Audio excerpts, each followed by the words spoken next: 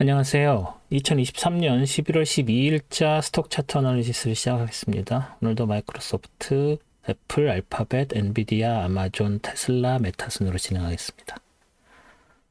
먼저 마이크로소프트 보시죠. 금요일 날 이렇게 쫙 올랐던 거야. 어제자 미국 선물 분석 동영상 보신 분들은 다 아시겠죠? 그리고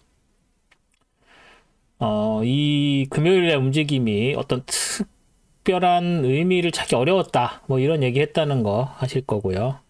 그래서 그걸 일단은 감안을 하시고, 차트 분석을 좀 보셨으면 합니다. 일단 지울게요. 이런 애들 이제 지우죠, 좀. 네. 딜리트 해서, 얘도 이제 지워야 될 것 같죠? 지우고, 여기서 새로 이 트렌드 라인은 지금 굉장히 중요한 역할을 이미 하고 있죠? 그리고 지울 필요 없고, 얘도 이제 지워도 되겠고. 이렇게 지우는 것까지 보여드리는 이유는 어떤 거를 지우고 어떤 걸 남겨놓고 이런 거에 대해서도 보여드리고 싶어서 그런 겁니다. 그러니까 왜 미리미리 안 했냐고 하지 마시고. 크게 봐서는 이 파란색하고 이 파란색, 이 레인지가 중요하다는 거, 그래서 남겨놨다는 건 아시겠고요. 그래서 이렇게 내려와서 이 빨간색까지 내려갔고, 여기에서 이런 식의 또 작은 레인지, 파란색 큰 레인지, 뭐 이렇게 작은 레인지, 뭐 이런 식으로 생각을 할 수 있겠죠. 그래서 여기까지는 그러니까 여기까지 우리가 이렇게 왔다고 쳤을 때 이 시점에서는 이 파란색이 큰 의미가 없다라고 생각을 했었지만, 그리고 이렇게 점점 시간이 지남에 따라서 이 빨간색 라인이 메인 라인이구나, 메인 레인지구나라는 생각이 드셨을 거예요. 그렇지만 언제부터 바뀌었죠? 여기서 이렇게 한번 치고 다시 쭉 빠져서 내려왔었지만 실적이었었던가요? 그쵸?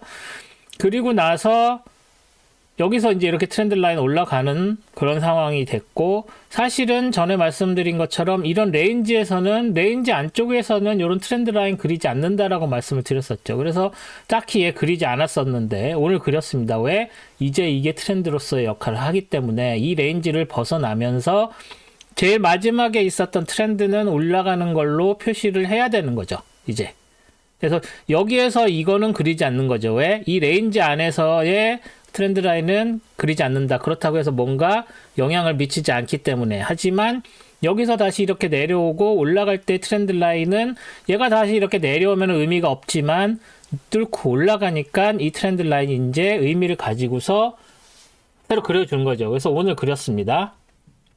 사실은 며칠 전까지 그렸어도 되는데 이렇게 치고 올라갔다가 다시 내려올 가능성이 있었죠. 그래서 지난주에 여기까지 갔어도 굳이 이 트렌드 라인 그릴 필요가 없었어요. 왜냐하면 여기서 이렇게 내려올 때도 여기 이 트렌드 라인에 지지받고 올라갈 일은 없으니까. 왜? 레인지 무브라서.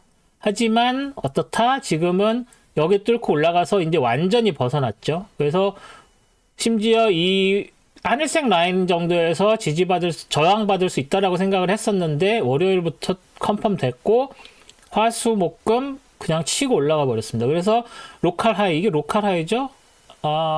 히스토리컬 하이인가요? 네, 히스토리컬 하이네요. 역사적 최고점이죠. 그걸 뚫고 올라간 거죠. 네, 그래서 이 밑에서부터 이렇게 올라오던 여러 번 작용을 했었던 그런 트렌드 라인이라서 남겨놨었는데 이 트렌드 라인에 거의 닿을 정도가 됐죠. 그래서 심지어 여기서 이렇게까지 하는 이 정도 요거를 따라서 그린 그림은 아마 여기에 딱 맞았겠지만 그렇게까지 정확할 필요는 없고 일단 여기에서 저항을 받겠구나 정도까지는 알 수 있을 만한, 왜냐면 거의 유일하게 남아 있었던 트렌드 라인이었으니까요, 이 위쪽으로는. 그래서 여기서 저항을 받아서 다음 주에는 제 기분으로, 물론 제가 잘 못 찾아서 무슨 이유를 찾지 못해서 걸 수도 있지만 이렇게 뜬금없이 확 올라가는 경우에는 또 큰 의미가 없기 때문에 바로 반락을 하는 경우, 떨어질 때도 마찬가지죠. 큰 의미 없이 확 떨어졌을 때는 다시 한 반 정도는 돌아가는 게 보통인데, 제가 그 이유를 제가 못 찾은 거고 남들은 다 알고 있었다면 여기서 다시 더 뚫고 올라갈 가능성이 있죠. 그리고 이 밑에서 올라가는 이게 지금 어떤 패러렐 채널로서의 역할은 이제 끝났다고 봐야 됩니다. 왜냐면 한번 이렇게 밖으로 나갔다가 왔으니까. 하지만 여기서 일로 올라가는 트렌드 라인이라는 면에서는 계속 의미가 있고, 여기에서도 이렇게 만들어진 어떤 경계선이라는 의미가 있기 때문에 이 패러렐 채널은 살려두는 게 맞습니다. 그리고 얘는 지워도 되죠. 이제 큰 의미가 없죠. 그래서 여기서 이런 식으로 올라가는 이 트렌드 라인이 있고, 그래서 여기서 내려오게 된다면 이 트렌드 라인에 해당되는 패러렐 채널의 하한선에 해당되는 여기에 닿아서 지지를 받고 다시 올라갈 가능성이 있는 거죠. 지지선으로 작용할 가능성이 있다는 뜻입니다. 왜?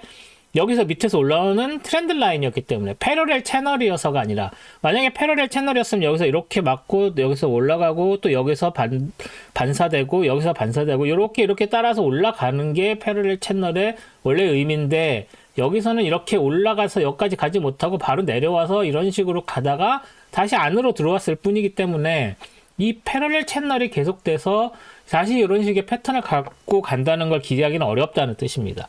다만 얘는 올라가는 트렌드 라인으로서의 지지선으로 작용을 할 수 있을 것이다 라는 정도의 기대를 하는 거죠. 그리고 이 파란색 레인지가 일단은 브레이킹이 됐고, 그래서 여기에서 저항을 받아서 다시 안쪽으로 들어온다면 이 파란색 레인지로서의 레인지의 형성은 아직도 유효합니다. 그래서 이 파란색을 기준선으로 일단 이 전 고점이죠. 전 고점을 기준으로 해서 다시 히스토리컬 하이를 만들었지만, 이 히스토리컬 하이를 더 뚫고 새로운 히스토리컬 하이를 만들 가능성 있고, 그럼에도 불구하고 이 저항선 강해 보이고요. 그래서 다시 안쪽으로 들어온다고 해도 뭐 여기 밑에 지지선 있고 여기에 새로운 무슨 다른 지지 저항선 없으니까 여기서 이 하늘색까지, 파란색하고 하늘색까지는 굉장히 빨리빨리 움직일 수 있는 영역이고, 여기에서 더블 지지 받으니까 언제죠? 여째 11월 22일 정도면, 11월 22일 정도면은 뭐 다시 할 수 있을 것 같다.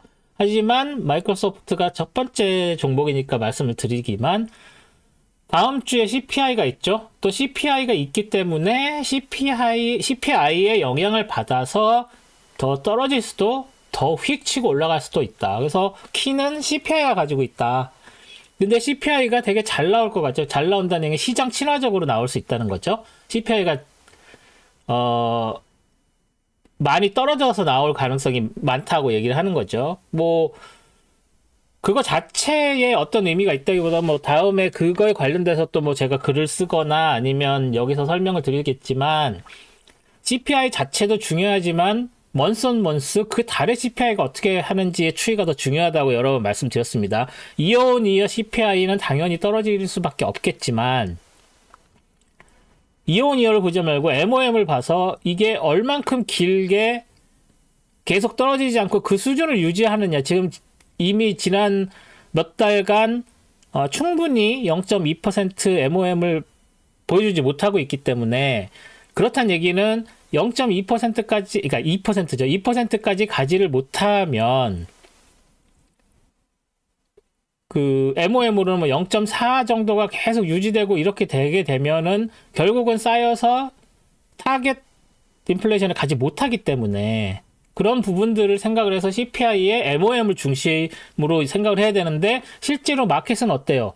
YOY만 되게 잘 나오면 막 랠리 치고 이렇게 돼버리는 거죠. 그래서 그런 걸 좀 현명하게, 그 CPI가 뭔지, 뭐 인플레이션 관련된 팩터들이 뭔지 이런 것 좀 공부를 좀 더 하셔서, 그런 거를 생각을 하셔서 트레이딩에 이용을 하시는 게 중요하다고 생각을 합니다. 그래서 그런 부분들 좀 찾아보시고요. 그래서 마이크로소프트는 일단 굉장히 빨리빨리 올라가고 있는 상황이고, 여기에서 일단 저항을 받아서 월요일 날 이것만 보면 그냥 계속 쭉쭉 치고 올라갈 것처럼 보이는데, 여기서 한층 주춤했다가 금요일 날 뜬금없이 올랐기 때문에 뜬금없이 떨어져서 다시 이 안쪽으로 들어올 확률이 좀 높다고 생각을 합니다. 그리고 나서 수요일이었나요? CPI 때까지는 그렇게 하다가 CPI가 위로 튕길지 아래로 떨어질지 CPI가 결정할 것이다. 이렇게 보시면 됩니다. 뭐 앞으로 다른 종목 설명할 때도 다 그런 식이 될 거예요.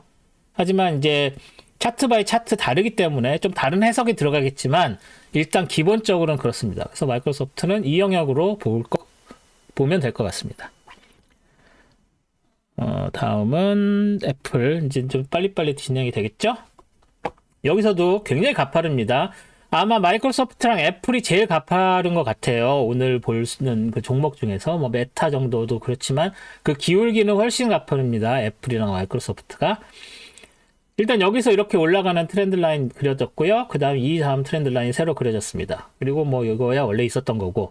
다음 트렌드 라인이 있었고, 그래서 지난주에 여기까지 빨간선까지 올라가서 여기에서 좀 더 치고 올라가는 힘보다는 빠지는 힘이 빠질 가능성이 좀 더 있어 보였는데 빨간색이 굉장히 강력하기 때문에 월요일은 빠져 내려왔 월요일이 아닌가요? 아니군요.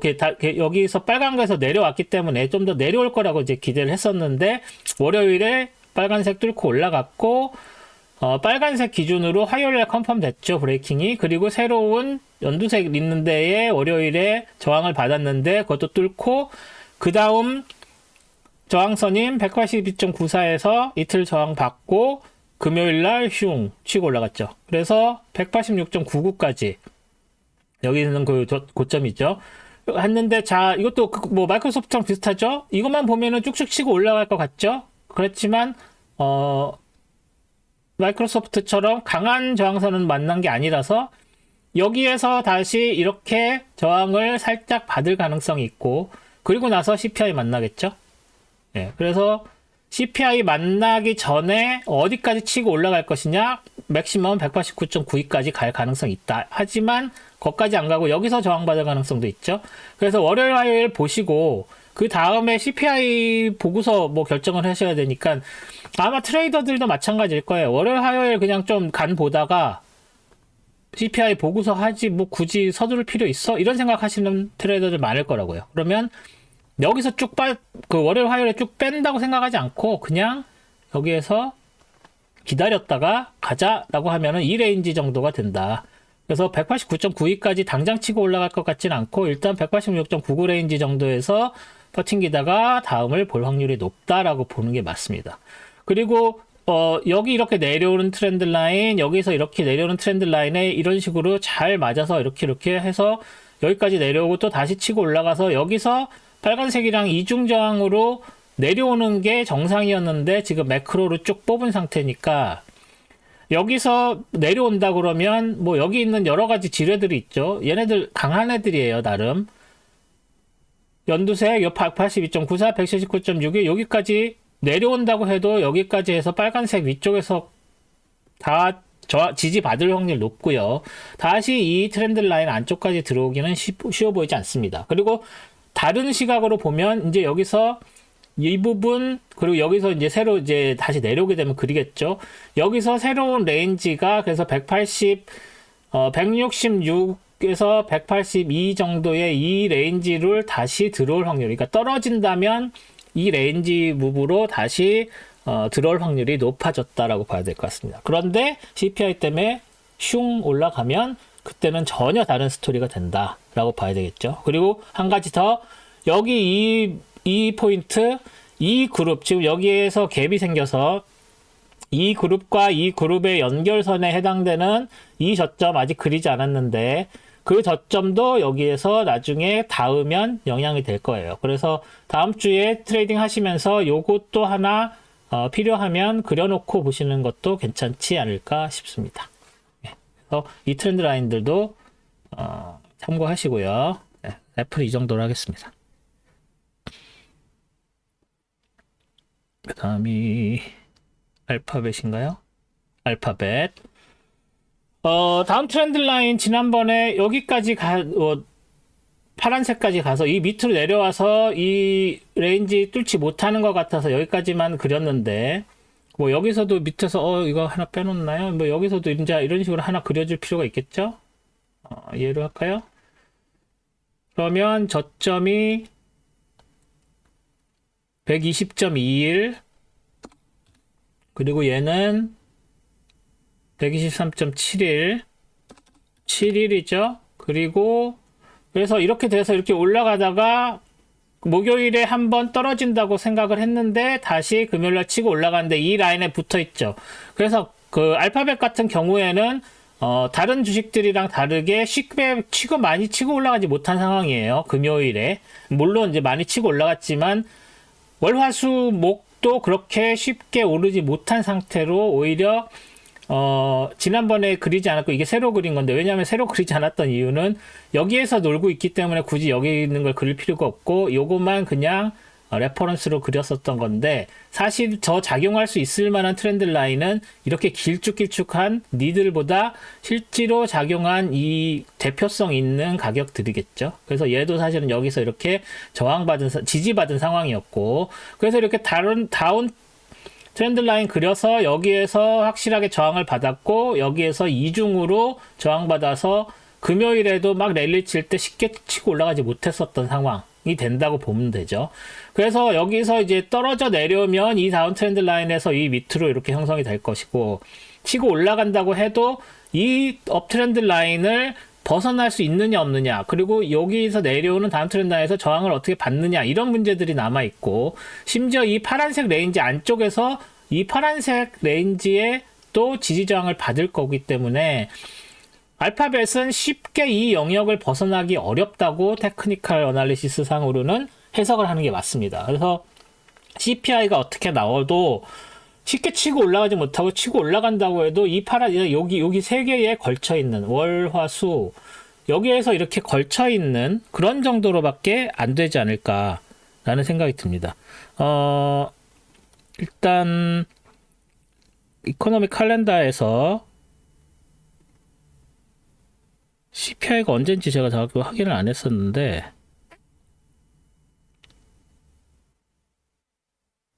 화요일이네요. 화요일에 CPI가 나오니까, 화요일이면은 월요일 하루 있고 화요일에 여기서 이렇게 치고 올라갈 것인지 내려갈 것인지 보겠죠. 그러면은 13일, 14일이니까 14일에 여기 어때요? 14일에 CPI 나오고 나면은 여기에 3중으로 저항이 걸리죠. 그래서 남들 쭉 치고 올라갈 때 얘만 쭉 치고 올라가지 못하는 경우가 생길 수가 있는 거죠. 알파벳 같은 경우는. 아니면 뭐 이걸 뚫고 올라가더라도 남들처럼 이렇게 여기까지 막 치고 올라간다고 가정을 했을 때, 얘는 여기 정도에서 저항을 받으면서 뒤로 끌려 내려오면서 올라가는 그런 느낌이 된다는 거죠. 그래서 알파벳은 상승을 하면 상당히 제한적일 수 있고, 하락을 하게 되면 하락을 해도 뭐 이 언저리 뭐 핑크색 있고, 이 레인지 안쪽에서, 요 핑크색 레인지 안쪽에서 이렇게 들어와서 더 쭉쭉 빠져 내려가기는 어렵지 않을까 하는 생각이 듭니다. 뭐 왜 그런지는 여러분 다 제가 설명드렸죠. 네. 그래서 이 다운 트렌드 라인, 업 트렌드 라인, 요트 다운 트렌드 라인, 이게 굉장히 이렇게 겹쳐서 지지 저항이 확실한 그런 상황이다라고 생각을 하셔야 될 것 같습니다. 그 다음에 엔비디아네요. 엔비디아가 사실은 이 랠리를 이끌었다라고 다들 말을 하는데, 그 이유는 뭐 이렇게 쭉쭉 계속 치고 올라갔기 때문이죠. 하지만 실제로 금요일에는 그렇게 치고 올라가지 못했어요. 오히려 다른 그 주식들은 금요일날 완전히 미친 듯이 올라갔는데, 그럼 그게 엔비디아 탓이냐, 뭐 챗GPT 탓이냐, 그렇게 해석을 할 수가 없는 거죠. 그래서 저도 그거라고 얘기를 할 수 없기 때문에 어쩔 수 없이 이유를 모르겠다라고 말씀드린 겁니다.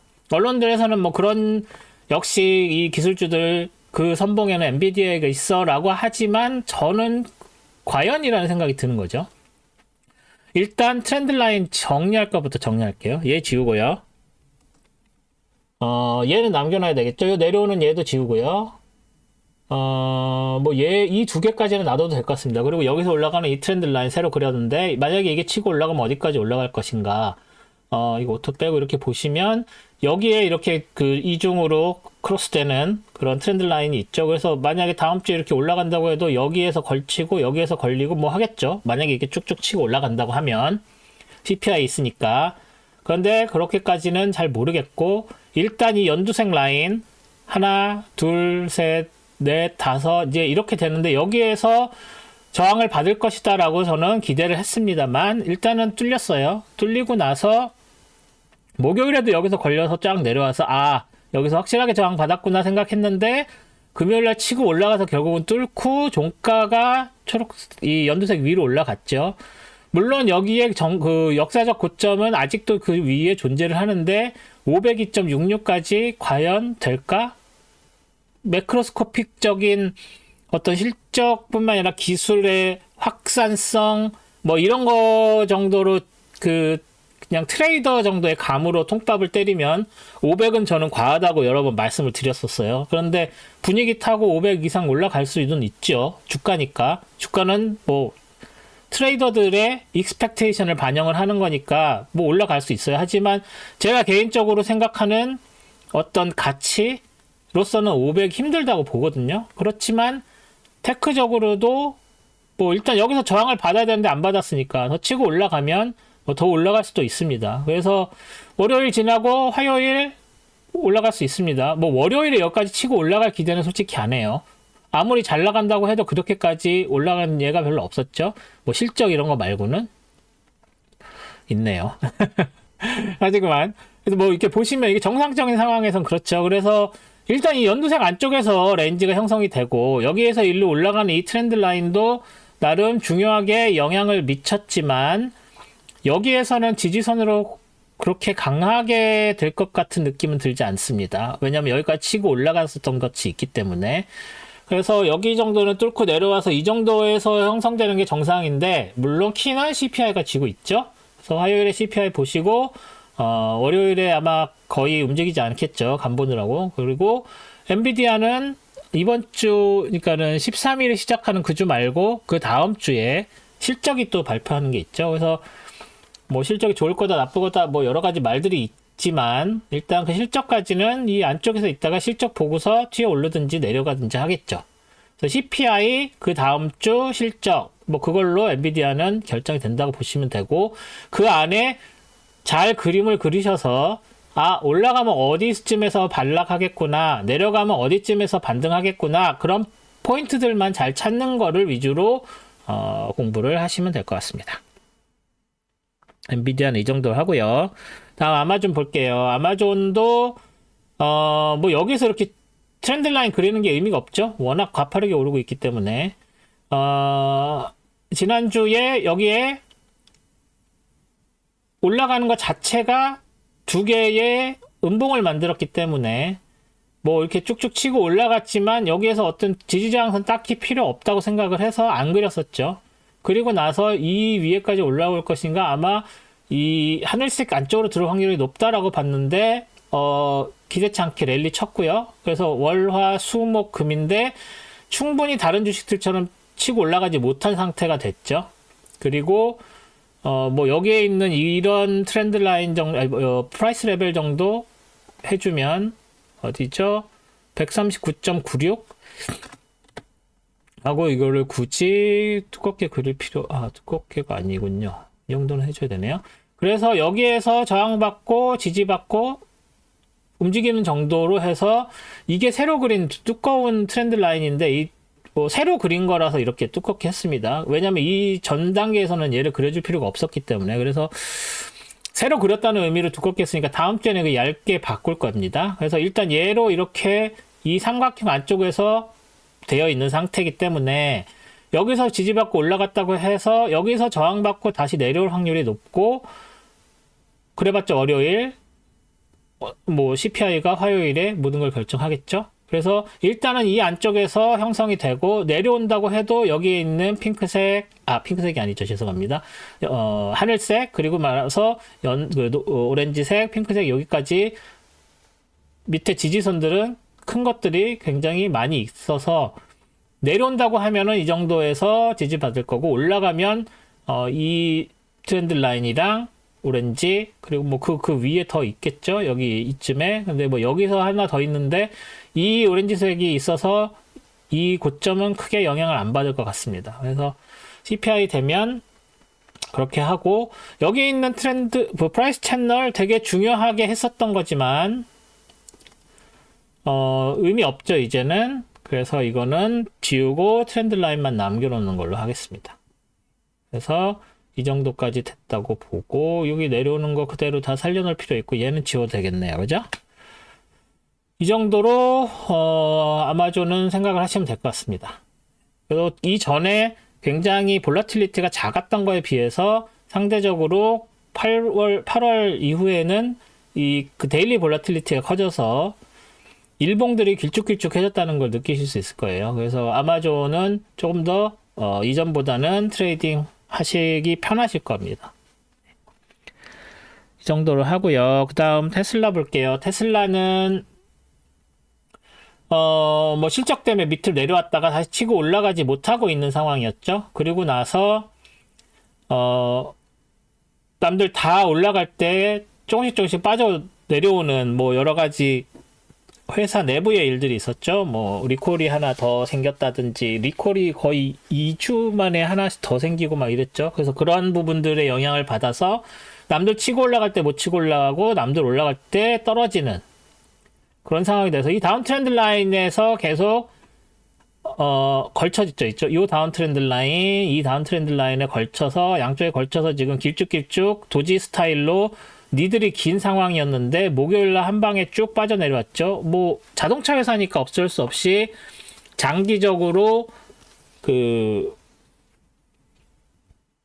레이트 이자가 장기적으로 고이자가 연장이 된다고 하면 자동차 회사로서는 악재죠. 그래서 그 관련된 얘기 수요일 목요일 나올 때 더 쭉 빠져서 내려왔고, 뭐 금요일 날 다시 치고 올라갈 때 기술주니까 나름 같이 좀 치고 올라가긴 했는데 충분하지 않았습니다. 그래서 테슬라는 여기 있는 7슬라하고 6슬라 사이, 여기에서 당분간 묶여 있을 확률이 있고, CPI 결과에 따라서 6슬라도 깨질 가능성이 있다고 봐야 되겠죠. 더 빠진다면. 그리고 다시 올라간다고 해도 7슬라를 과연 넘어설 수 있을까 의문이 됩니다. 그래서 일단은 이 박스권에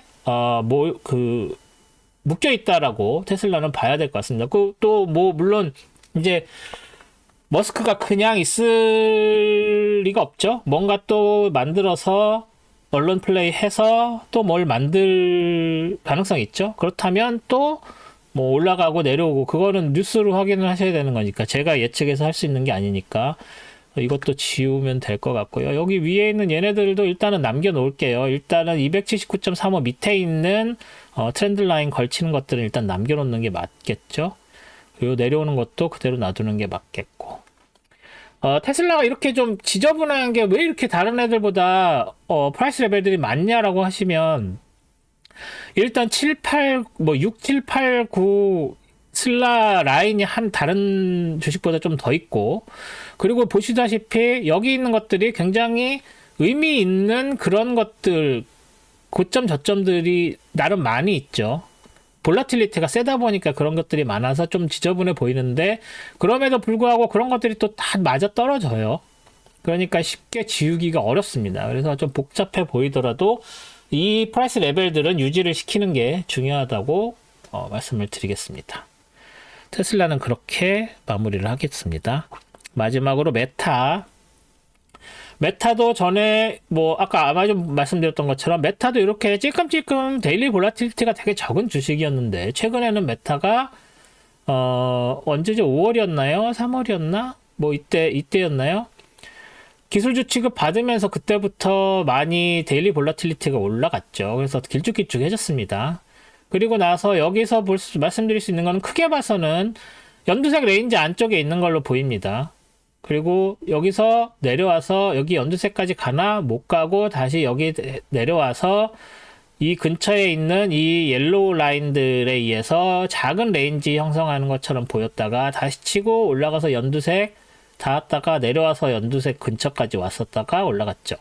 여기에서 이렇게 트렌드 라인을 그려주지 않은 이유는 레인지 무브라서 그런 것도 있지만, 이렇게 니들이 긴 그런 주식들은 트렌드 라인 그리기가 되게 힘듭니다. 그러니까 트렌드 라인의 이런 포인트들, 이렇게 트렌드 라인 이렇게 그려주는 것들은 각각의 포인트들이 대표성이 있어야 되는 거거든요. 그래서 그 대표성이 있느냐 없느냐로 트렌드 라인이 얼만큼 정확하냐를 이렇게 측정을 한다고 해야 되나? 그럴 수 있는데, 이렇게 니들이 긴 거는 별로 선호하지 않아요. 전에 말씀드렸듯이 한번 그냥 쭉 내려와서 의미 없이 내려왔다가 한번 쭉 치고 올라가는 경우, 그러면 얘는 이 프라이스가 대표성이 있느냐, 이 프라이스가 대표성이 있느냐로 봤을 때 없다. 얘 쪽으로 밀어줄 수밖에 없는 거죠. 그렇다고 해서 이 보디만 가지고서 트렌드 라인을 그리는 것도 큰 의미가 없습니다. 왜냐하면 이 트렌드, 이 그 가격들은 시간에 따라서 그냥 그 시간에 끝난 종가, 장이 끝나는 시간에 있었던 가격일 뿐일 수도 있거든요. 그래서 저는 고점, 저점을 더 중요시 하는데 그 고점, 저점이 니들이 이렇게 길면서 대표성이 없다면 의미가 없게 되는 거겠죠. 그래서 이런 것들로 트렌드 라인을 그리는 게 어렵습니다. 그래서 그런 부분들을 감안을 하셔서 얘는 왜 이렇게 트렌드 라인이 적은가요? 라고 질문을 하시면 얘는 니들이 길어서, 니들이 많아서 그럴 수밖에 없습니다. 얘네들은 대표성이 없으니까 라고 말씀드릴 수밖에 없습니다. 자, 그러면 지난주 거 볼게요. 여기서 이렇게 다시 굉장히 큰 업트렌드 만들었죠. 그리고 나서 실적 이후로, 그리고 나서 여기에서 끝났고 월, 화, 수, 목 큰 의미 없다가 금요일 날만 치고 올라갔습니다. 그래서 심지어 이 연두색 전고점을 뚫었어요. 물론 여기에 몇 주 전에 있었던 한 달 전에 있었던 이 전고점 뚫은 게 있지만 다시 바로 밀려 내려왔었기 때문에 얘는 이 연두색 라인에서 저항받았다고 보는 거거든요. 그런데 지금 이거는 그런 정도의 힘이 아닌데 아까 앞에서도 말씀드렸지만 다운 트렌드, 업 트렌드가 너무 이제 뜬금없이 됐기 때문에 바로 반락해서 또 다시 연두색 안쪽으로 들어올 확률이 높습니다. 하지만 화요일 CPI 있기 때문에 간 보느라고 이 근처에서 그냥 뭐 대충 삐대다가 다시 위로 올라가거나 내려갈 수 있기 때문에 일단 여기까지는 다 뭐 업천 액으로 왔다고 보시고 여기에서 화요일에 CPI 보시고 트레이딩 하시는 게 훨씬 나을 거라고 봅니다. 여기서 뭔가 새로 포지션을 잡아서 여기서 더 올라갈 거야, 아니면 여기서 숏 포지션 잡아야지, 아무 의미 없습니다. CPI 나올 때까지는. 그래서 월요일은 그냥 삐대다가 된다고 생각을 하시면 될 것 같고요. 그래서 메타도 이제 여기 제가 설정한 이 연두색 레인지의 위에까지 다 닿아서 다음은 내려올 확률이 더 높다고 생각을 했지만 CPI 때문에 일단 CPI 보고 결정하셔라가 다음 주에 대한 코멘트가 되겠습니다. 되게 힘든 한 주였습니다, 개인적으로. 왜냐하면 뭐 트레이딩 하는 게 떨어져야 될 것에서 안 떨어지고 전혀 예상치 못한 상황에서 랠리치고 이렇게 되면 분석이고 뭐고 소용이 없죠. 그래서 그런 부분들 때문에 좀 힘들었는데 다음 주는 뭐 CPI가 모든 걸 지배할 테니까 월요일만 참았다가 화요일 날 트레이딩 하면 되고, 화요일 날 트레이딩도 일단 방향 잡으면 수목권 계속 갈 확률이 높습니다. 그래서 그런 부분들을 참고하셔서 안전한 트레이딩을 하시면 좋을 것 같습니다. 그럼 다음 주에 뵙겠습니다. 동영상 봐주셔서 감사드립니다. 고맙습니다.